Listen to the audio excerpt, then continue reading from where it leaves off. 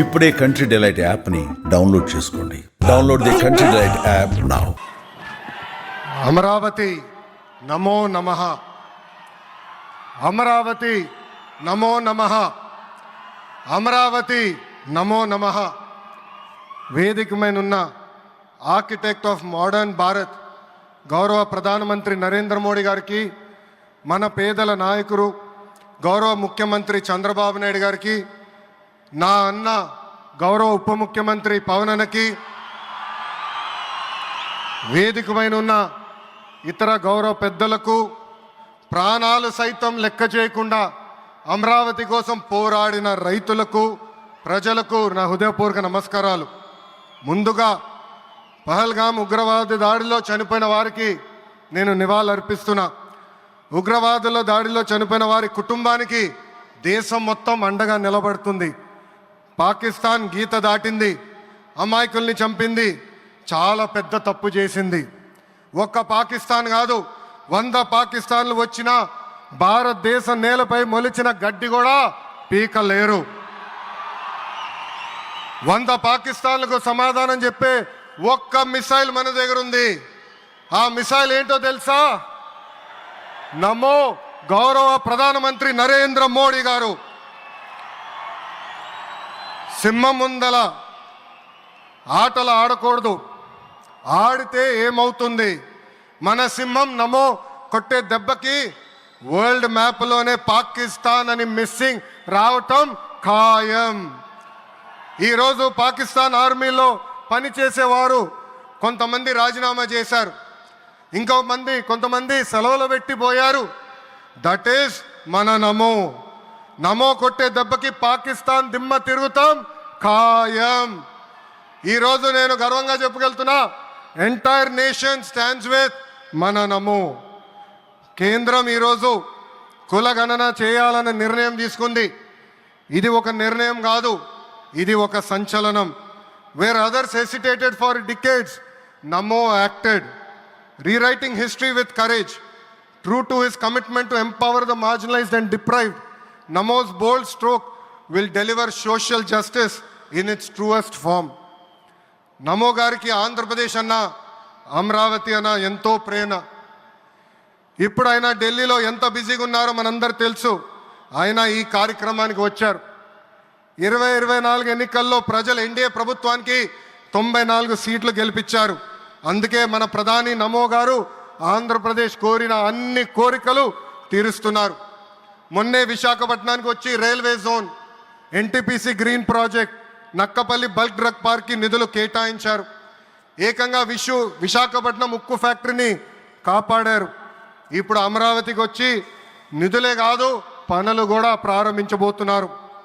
మనం ఒకసారి గతం కూడా గుర్తు చేసుకోవాలి. 2014లో రాష్ట్ర విభజన జరిగింది.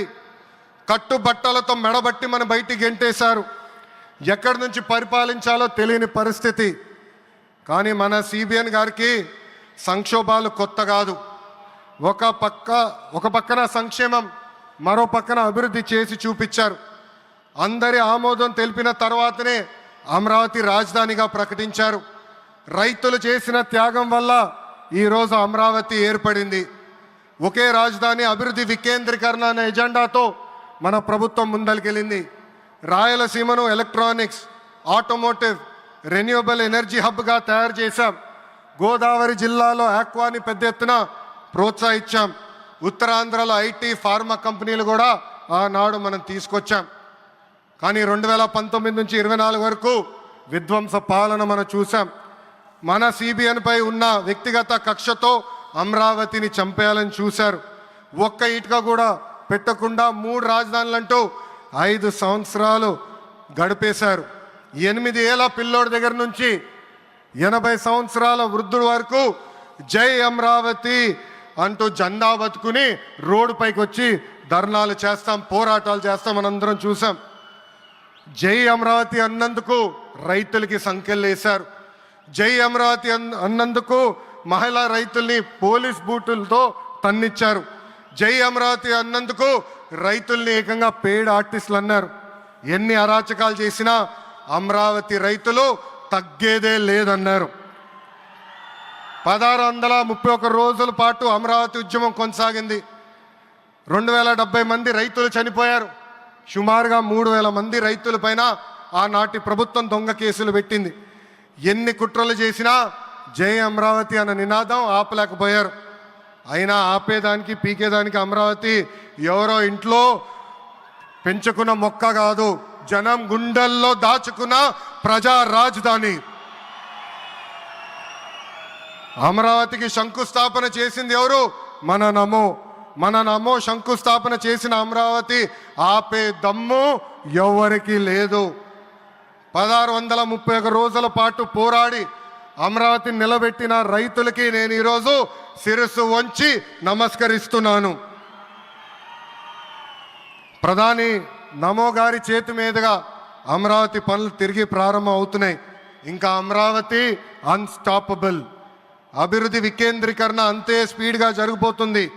Polavaram, Visakha steel plant, Bhogapuram airport, Prakasam జిల్లాలో CBG plant, Kurnool high court bench, ఇలా అన్ని కార్యక్రమాలు జెట్ స్పీడ్తో జరుగుతాయి.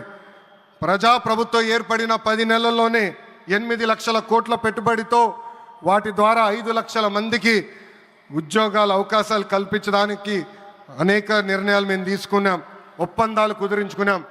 అంతేకాదు 16,347 పోస్టులతో మెగా డిఎస్సి నోటిఫికేషన్ కూడా ఇచ్చాం. 5 ఏళ్ళలో ప్రైవేట్ రంగంలో 20 లక్షల ఉద్యోగాలు కల్పించాలని ఒకే ఒక లక్ష్యంతో ఈ ప్రజాప్రభుత్వం పనిచేస్తుంది. ఆంధ్రప్రదేశ్లో ఇప్పుడు డబుల్ ఇంజిన్ సర్కార్ ఉంది. 2 పవర్ఫుల్ ఇంజిన్లు. ఒక పక్కన మన నమో, మరో పక్కన మన సిబిఎన్ గారు. అభివృద్ధి సంక్షేమం అనేది జోడెద్దుల బండి. ఎన్ని ఇబ్బందులు ఉన్నా సంక్షేమ కార్యక్రమాలు అమలు చేస్తూ అభివృద్ధి పరుగులు పెట్టిస్తున్నారు మన సిబిఎన్, మన పవన్ అన్న. ఇంకా మనకి తిరిగే లేదు. ఇది తెలుపుకుంటూ గౌరవ ముఖ్యమంత్రి గారు ఎప్పుడూ మన పైన ప్రేమ చూపిస్తూనే ఉన్నారు. మనం అడిగిన అన్ని కోరికలు తీర్చుకుంటూనే వస్తున్నారు. నాకు తెలిసినంత వరకు ఏ రాష్ట్రాన్ని కూడా గౌరవ ప్రధానమంత్రి గారు ఇన్నిసార్లు వెళ్ళింది లేదు. దానికి నేను హృదయపూర్వక ధన్యవాదాలు తెలుపుకుంటూ జై అమరావతి, జై అమరావతి, జై అమరావతి, జై ఆంధ్రప్రదేశ్, జై ఆంధ్రప్రదేశ్, జై ఆంధ్రప్రదేశ్. నరేంద్ర మోడీ గారి నాయకత్వం, నరేంద్ర మోడీ గారి నాయకత్వం, చంద్రబాబు నాయుడు గారి నాయకత్వం, పవన్ అన్న నాయకత్వం. జై హింద్. అద్భుతం. ఒక ఉత్తేజపూర్వకమైనటువంటి ప్రసంగాన్ని అందించారు శ్రీ లోకేష్ గారు. ధన్యవాదాలు. ఇక తదుపరి తెలుగువారి గుండెల్లో సుమన్ టీవీలో మీ పర్సనల్ అండ్ బిజినెస్ ప్రమోషన్స్ కోసం కింది నెంబర్కి కాంటాక్ట్ చేయండి.